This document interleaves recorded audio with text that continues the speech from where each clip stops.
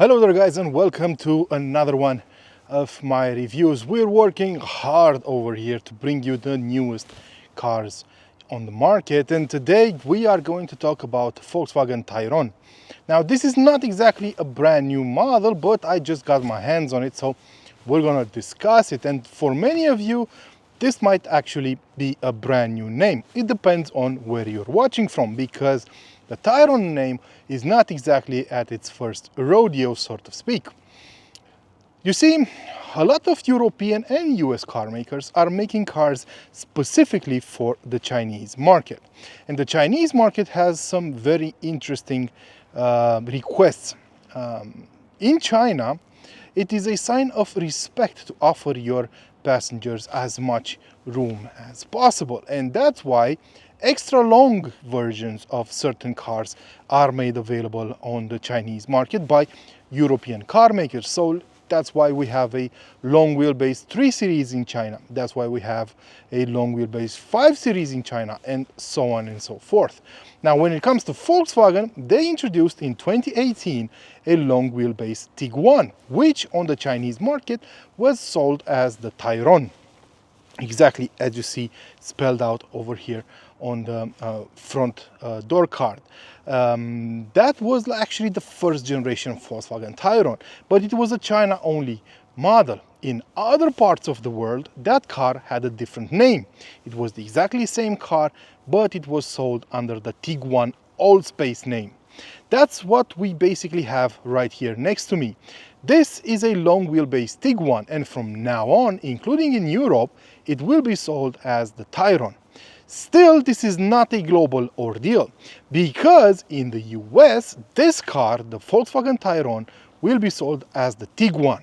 That's because the US customers also want bigger cars, but they want them bigger in every direction, not necessarily in terms of wheelbase.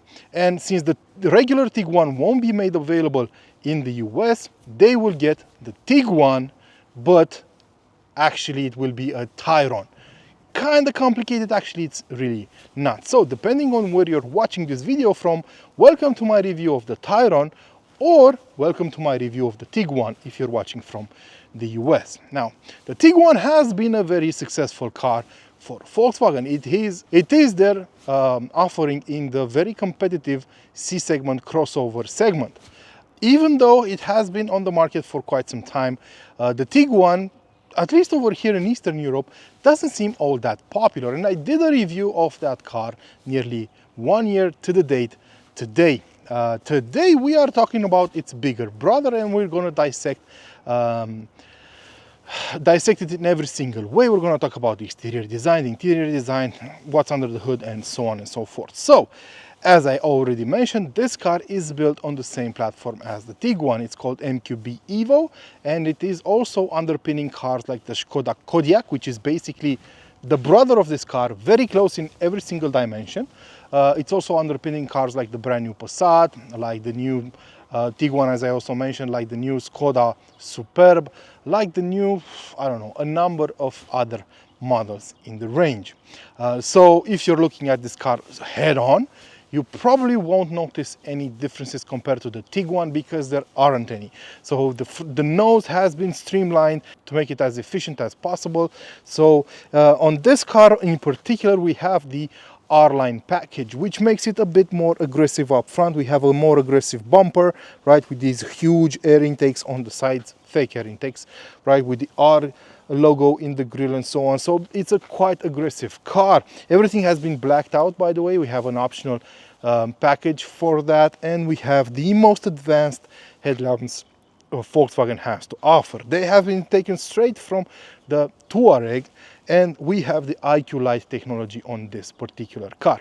What you should know about the Tayron and its headlamps is the fact that on the most basic models, right, on the entry-level models, you get LED headlamps, right, but they are like the most basic version. They can only switch from high beam to low beam, and that's it. Then there's the intermediary step, which has matrix which has a matrix function.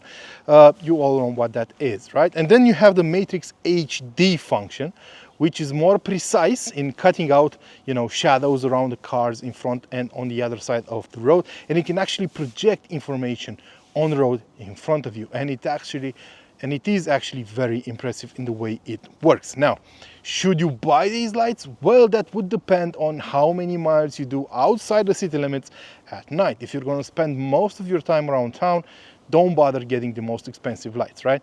But you can tell which one of these a car has. You can tell if a car has the IQ Light technology, the HD matrix function, by the dynamic signal turn, right? So if you see a Tayron on the road with a dynamic signal turn, that means it has the top of the range headlamps, because they are the only ones who get that cascading right and left turn signal. Also, you can have a lit up light bar in between the headlamps and a lit up Volkswagen logo up front. The car we are driving today is dressed up in a very nice color, especially for a German brand. This is called ultraviolet metallic, and it is one of the more attractive choices in the range, especially if you think about Volkswagen and the Tiguan itself. 90% of the cars are probably black, blue or gray. This one is violet, and I actually love the way it looks. Now, looking at it from the sides, you might notice that this is a bit longer than the Tiguan, but that definitely takes a more trained eye. In terms of numbers, this car is 22 centimeters longer than the Tiguan. So in total, the Tayron has a total length of 4.77 meters, and 11 centimeters of those 22 centimeters is found in the wheelbase as well. So we also have a longer wheelbase compared to the Tiguan.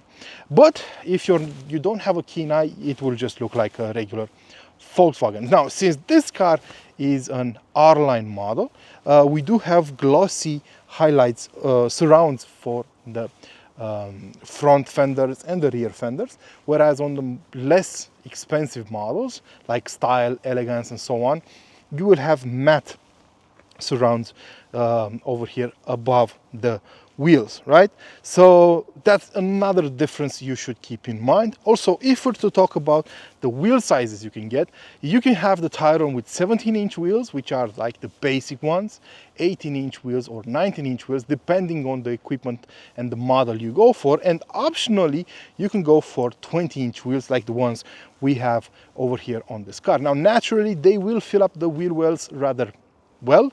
They will do the best job at that, but they will ask for some comfort in exchange, and they will require more expensive tires later down the road. So I would probably stick to 19-inch wheels. I think they will be enough.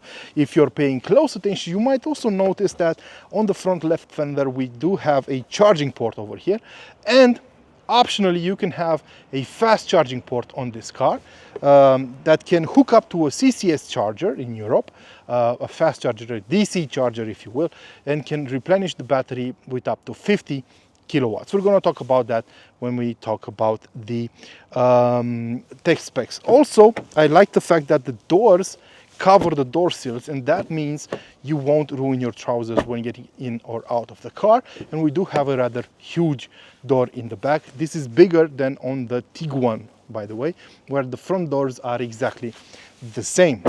Moving to the back, you will see that the design is also identical to the Tiguan, and since we have IQ Light on this car, we also have a light bar in between the tail lamps and an illuminated Volkswagen badge at the back. So yeah, this car actually looks pretty good. But let's hop inside and notice the differences firsthand, because that's where you will notice exactly why the Tayron might be a better choice compared to the Tiguan. Now, if we're to talk about the engine choices you have available for the Tayron, they are basically the same you can find in the Tiguan, but since I don't have a review of the Tiguan in English, I'm going to go over them.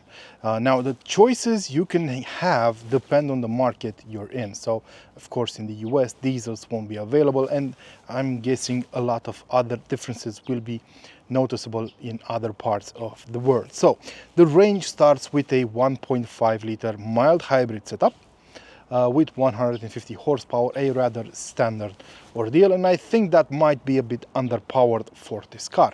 Speaking of underpowered, you can also get a 2 liter diesel with the same amount of power.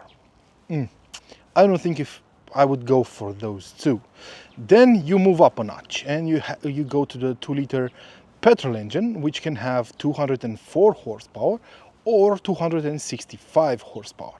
That's quite an interesting choice. That's actually the GTI engine you can have on this family hauler, and that one can also be fitted with 4-motion all-wheel drive, and it comes with an automatic 7-speed dual clutch TSG gearbox. Then you have a 2-liter diesel engine with 193 horsepower and 400 newton meters of torque, which can also be had with 4-motion. By the way, these are the only 2 cars you can have with all-wheel drive, and all-wheel drive cars can tow up to 2,500 kilos. So if you want to tow something, that might be the car. Those might be the options for you. And then we also have 2 plug-in hybrids. Both of them are based on the 1.5-liter 4-cylinder turbocharged petrol engine that we also have over here, because the car we're driving today is a plug-in hybrid. So as I said, there are 2 of them, both using the same ICE engine and the same electric motor. So they are roughly identical up to some point. The main difference is the fact that there's a 204 horsepower version and a 272 horsepower version. Both of them only front-wheel drive, both of them automatic with a 6-speed dual clutch transmission. This transmission though does include an electric motor, and in both cases that electric motor makes 115 horsepower and 250 newton meters of torque, and it's basically sandwiched between the engine and the transmission, right? But the difference between the two is the power the ICE engine makes. On the 204 horsepower plug-in hybrid, the ICE makes 150 horsepower, while on the 272 horsepower version, the ICE makes 177 horsepower. And yes, if you add the 177 horsepower of the ICE with 115 horsepower of the electric motor, you do get 292, but the car can only rely on 272 horsepower, and that's because it's a series hybrid and you cannot get all the power from both power units at the same time. The total torque of the car is reportedly 400 newton meters of torque. That's not a lot considering the amount of horsepower you get. And as I said, yes, they are only front-wheel drive. Now, no matter which one you go for, the battery is the same, and it is located in the back, in the floor, and it's good for 19.7 kilowatt hours. That's the usable capacity. The total capacity is 25.7, so quite a big buffer left in there by Volkswagen. And the Volkswagen says that no matter which version you go for, that battery and the electric motor, because they are roughly the same, should give you a range of over 100 kilometers on battery power alone, as it says on the side of the car. I tested that out, and we're going to talk about the numbers I got in real life later on. Now, on the technical side of things, I just want to mention the suspension for a little bit. Now, we do have a McPherson setup up front and an independent suspension in the back, a multi-link setup. But depending on the model you go for and the level of equipment you choose, you can have adaptive DCC Pro dampers. Now, the DCC Pro has a new type of damper that has 2 valves, and they are electronically controlled, right? So that means in sport mode they stiffen up, in comfort mode they loosen up, and so on. Now, what I did notice on a number of other cars built on the MQB Evo platform is the fact that they tend to be a bit rattly. Now, I test drove the Tiguan with the DCC Pro suspension. I test drove the Kodiaq with the same suspension. I tested the Superb, the Skoda Superb, with this suspension, and all of them have been noisy. Now, according to Volkswagen, because I spoke to them about this, that was due to a bad calibration of the software, because, as I said, those valves are controlled by electronics and therefore by software, and the software update should solve that problem. This car, though, has been offered to me about 1 year later, and it has the same issues. I don't know what's going on. The people from Volkswagen that gave me this car said that it's supposed to get an update and that problem should be solved, but for now, this is a noisy suspension overall. From this angle, you can actually see the illuminated logo at the back. We're going to talk about the boot of this car because since it's considerably bigger than the Tiguan, the boot is also quite bigger. So what you should know is that the boot size will vary depending on the configuration you get. Now this car is also offered with a third row of seats, and in that case you will lose some space. Let's talk about the amount of space you actually get. So this is the plug-in hybrid. What you see over here is 705 liters of space because under this floor you don't have a lot of room to spare, right? But if you get a non-plug-in hybrid model, you have, and it's a 5-seat configuration like this one, you have 885 liters of space. Mind you, the plug-in hybrids cannot be had with 3-row seating because there's just not enough room over there for a third row. If you go for a 7-seat configuration, you will have 855 liters of space over here in the back. So you don't lose that much for another set of seats. I like the fact that we have some extra storage room over here. This is the button for the hook. As I said, you can have anchor points over here. This can be used to fold the rear seat, right? This is a 12-volt socket over here, and the same goes for this other side where I even have a bag hooked up to show you guys what it looks like.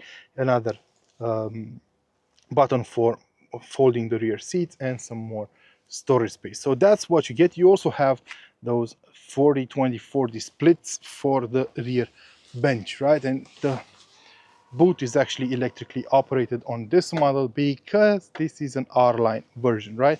And we have the Tayron logo over here. Now let's hop inside. This is where things get very interesting. First of all, let's check the amenities.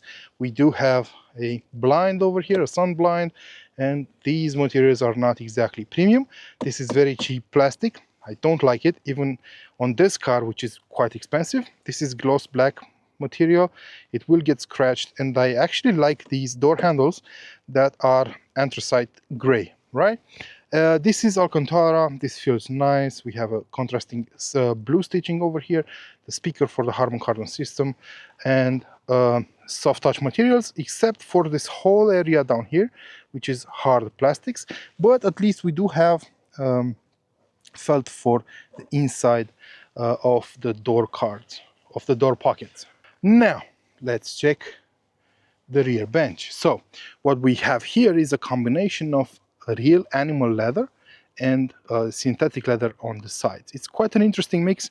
A lot of people will not be able to tell the difference between them, and we do have this blue stitching over here because this is an R-line model, right? So the rear seats can be adjusted depending on your needs. You can pull on this and adjust the seat, and it can also slide forwards and backwards depending on your needs of space in the boot. But what kind of space do you get as a passenger? Well, a lot of it, especially compared to the Tiguan, right?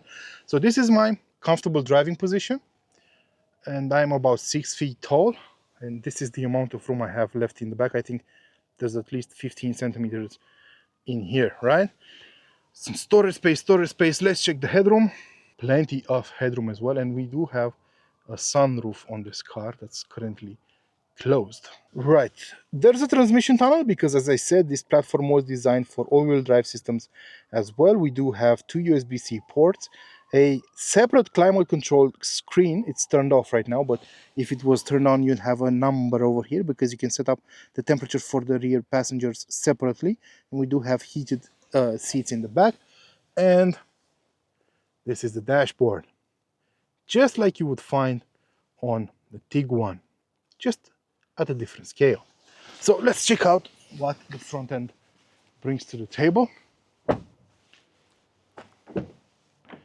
So what I did notice is the fact that we do have better quality materials on the top of the door card, right? This feels nicer to the touch. These elements over here are now illuminated. They are backlit, and you can actually choose a number of different colors for them. We do have Alcantara over here as well. Better materials up to this point. From this point downwards, they're just as rough. We still have the door cards, the door pockets lined, and This is a 1 liter bottle, and it can actually fit easily over here. These are optional ergo active seats. You can see it over there. And basically, that means they have been designed to offer the best comfort on longer trips. Done in the same materials, they are adjustable in a number of ways. Electronically, you have memory function, and we have a massage function, heated and ventilated for this car, for this version, right? Let's hop inside. And luckily, Volkswagen listened to us, and we no longer have touch sensitive buttons on the steering wheel, which is a big plus in my book. Other than that, you know, it's standard Tiguan ordeal. We have a very multifunctioned stock on the left side, because on the right hand of the steering wheel we have a transmission selector. Right, let's start the car up. This is the start button, and this is a very interesting button, as you might notice, because it has a screen on it. It's basically a volume button, but if you press on it, it can allow you to choose the driving mode as well, which is pretty nice, right? This is a start-stop button. This is a lot of gloss black, which will get scratched on the long term. 2 charging ports over here, wireless charging ports, 2 USB-C chargers, and this is like a tray for depositing a number of other things, right? So this is for more storage. You can actually pull this out and have some more room, more storage under this armrest. And in front of the passenger, right, the right side passenger, the front passenger, you have a backlit area as well on this R-Line model. It looks pretty good. What I don't like is the fact that this car has the biggest screen you can get. So in terms of multimedia screens, you can have a 13-inch one or the 15-inch one. This is the 15-inch one. It's a bit big. I mean, it's bigger than a lot of laptops. I'm not a fan of such big screen inside cars, but it is what it is. It actually works really nice. The thing I like the most is the fact that you can have internet radio, right? So you can actually listen to radio stations from around the world. That's pretty nice. So yeah, the climate control menu is over here at the bottom. You can also go into detail if you want to, you know, adjust a number of other functions, but most of the time you'll probably be using these buttons at the bottom over here, so you can increase or decrease the temperature using these touch sensitive areas. This is for the volume, right? So, you know, it's the same as in the Tiguan. The same goes for the instrument cluster. You can change the way it shows information in a number of ways. It doesn't really matter in my book. And there's a plethora of information that this screen can show you. So nothing that spectacular at the end of the day. And as I said, we do have a sunroof on this car, which is pretty big. Yeah, it's big. Yeah, you could probably fit through here.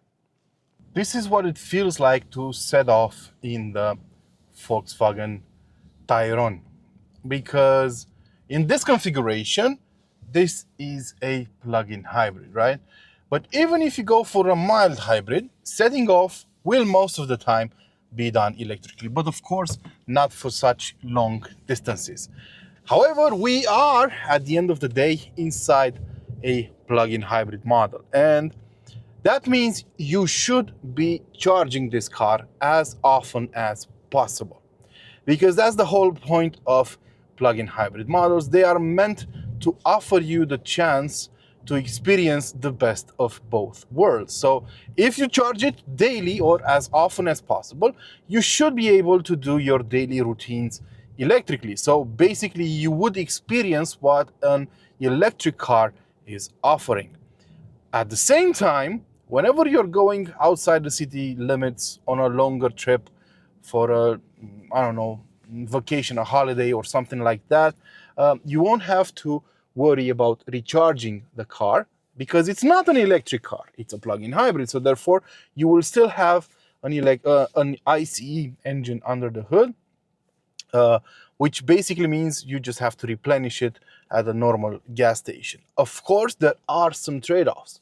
One of them is the fact that a plug-in hybrid will be thirstier than a normal ICE model, because it has some more weight to carry around, and when the electric motor isn't chipping in, that just becomes dead weight. Of course, the battery can become dead weight as well if it's not charged. And if we're going on a longer trip, you're definitely not going to stand around to recharge the battery, right? Even though this one does top up really fast, having a CCS port and recharging up to with up to 50 kilowatts. Now, the car we're driving has written on the side the fact that you could get over 100 kilometers of range out of it. And during my time with the car, I noticed that it's a true statement. Yes, I was surprised as well.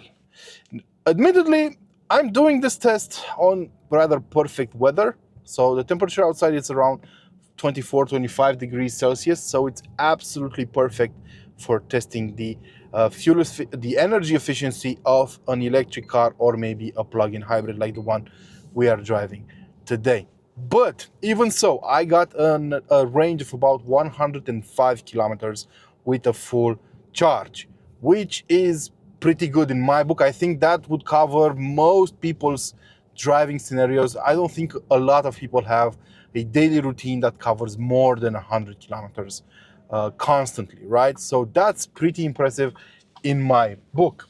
But let's say you don't have perfect weather like we do today. Let's say it's colder out. I think you should probably expect at least 70 to 80 kilometers of range out of a full charge, even in colder days. So yeah, that's pretty impressive. So therefore, the fuel consumption around town is probably zero. But you do have to recharge the car, so that the money you spend for your mobility will depend on your recharging source, sort of speak. If you have solar panels at home, it could be free. If you have, I don't know, a socket at home, you could charge it overnight, and so on and so forth. But what does it feel like to drive? Well, a lot like the Tiguan. However, there are some similarities and some differences. Unfortunately, while I complained about the dampers on the Tiguan and the fact that they were noisy, the same applies on this car as well, even though this one has been offered to me almost a year after I tested the Tiguan. And Volkswagen said that they solved that issue with the software update. Well, it turns out they actually didn't, because the suspension on this car is still quite noisy. However, I heard from some of my viewers that on some cars, that issue has actually been fixed with a software update, because, as I mentioned, the valves are controlled electronically, and if the software doesn't do its job right, they could be a bit noisier. And it turns out that a lot of cars did get that update and they had the problem solved. But on this car, we're still talking about a noisy suspension. Even so, I think it's a very comfortable ride.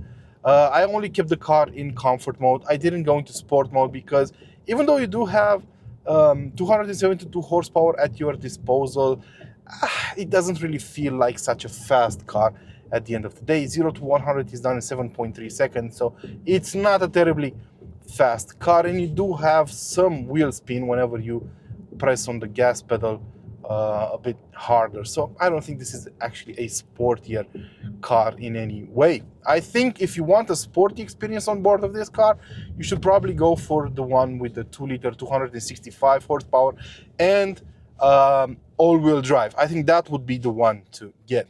This one is rather comfortable around town. We do have the 20-inch wheels, so it's a bit on the stiffer side of things, but it's not stiff in any way. Just a bit stiffer than you might expect, but I think that's okay.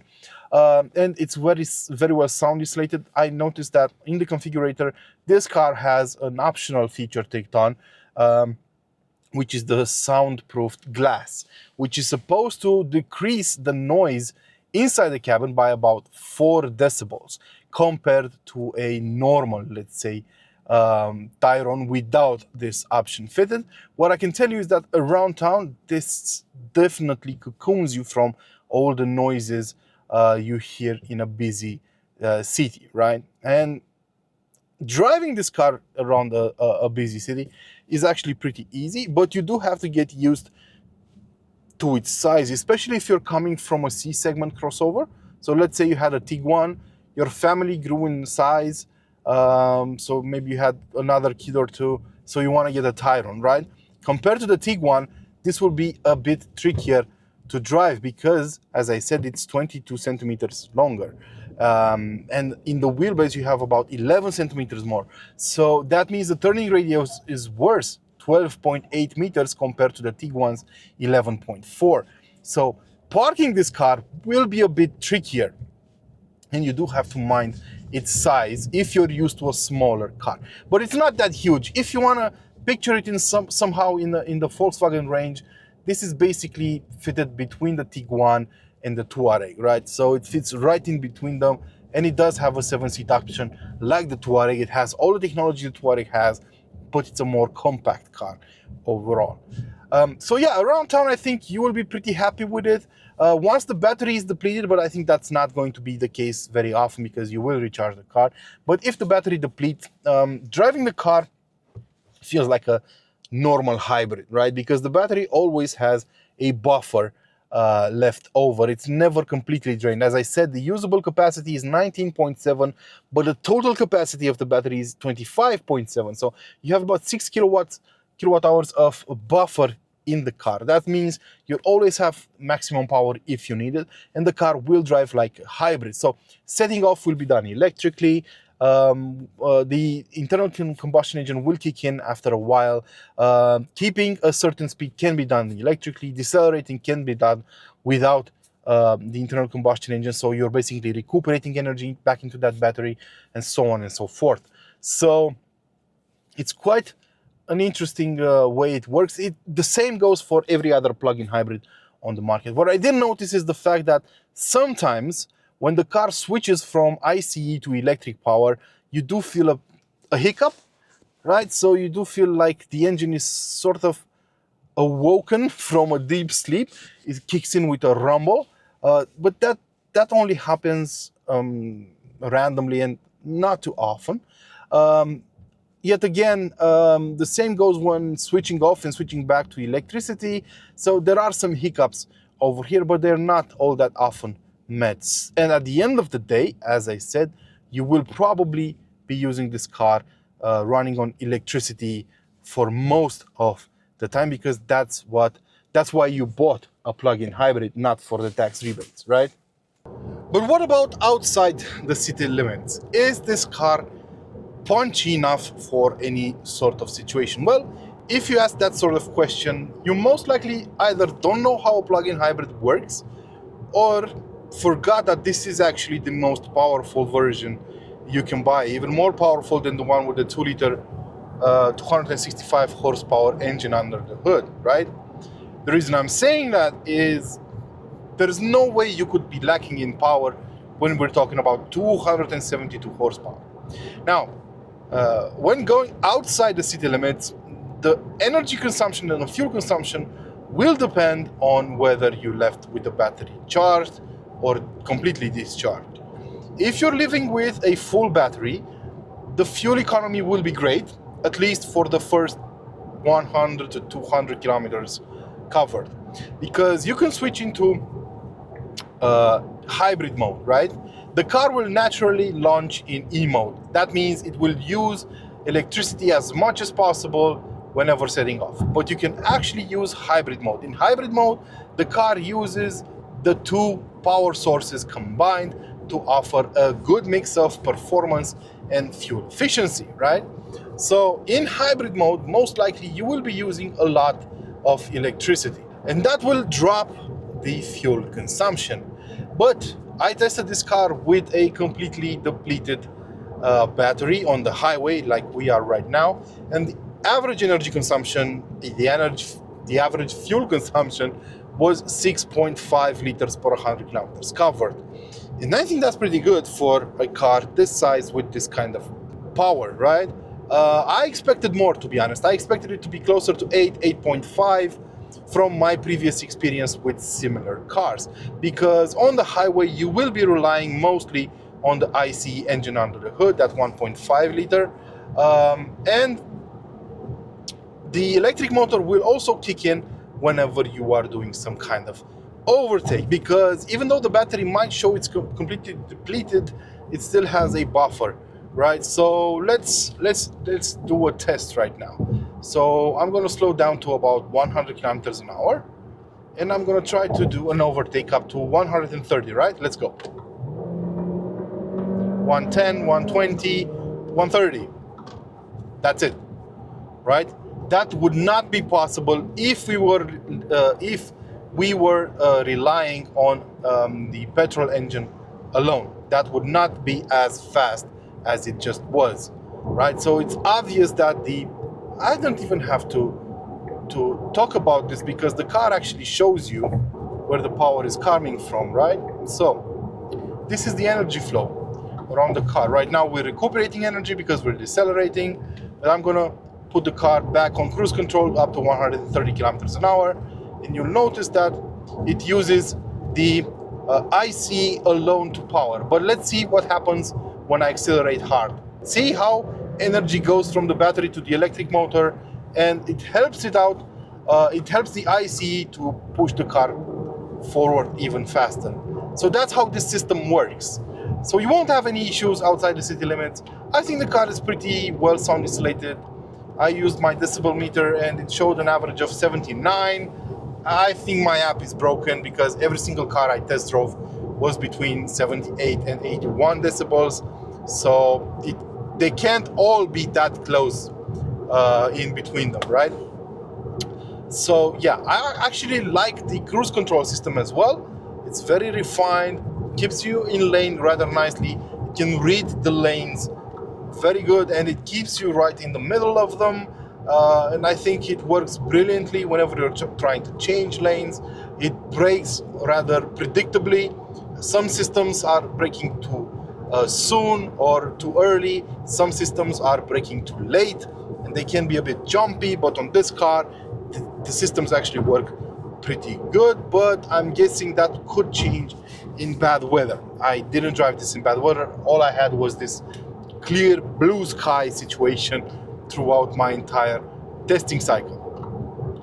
So overall, I would probably recommend this car for longer trips as well, but don't think of it as a very efficient car, because it's a plug-in hybrid. At the end of the day, if you're buying this car for longer trips, I think the diesel 2-liter 193 horsepower version would still be the one to go. I think that would be unbeatable outside the city limits.